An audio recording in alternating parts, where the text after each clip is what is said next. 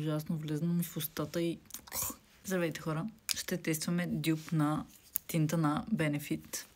Този на Essence. Знам, че е по-стар продукт, но аз не си го вземах, тъй като си имам, но реших да го пробвам, защото сега е излезнал ето този цвят Dark Cherry, но се чуда дали да си го взема предвид, че има това в дрогерията за 7 лева. И сега четката е малко по-различничка. Няма нищо общо. Има отвратителен вкус. Но другото няма такъв вкус. Мирише ми буквално на лак за ногти. Доста по-розово е от това на Benefit.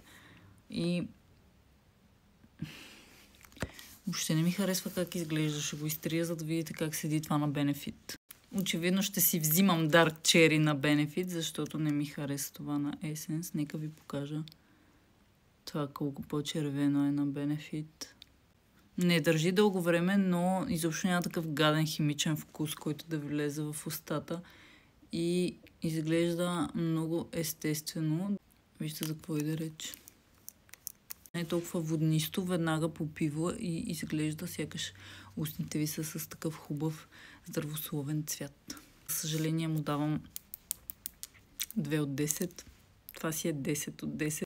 Сложих си пак от това на Essence и то просто не съхне. Не съхне. Това на Benefit в мига, в който го сложиш и минеш и изсъхва.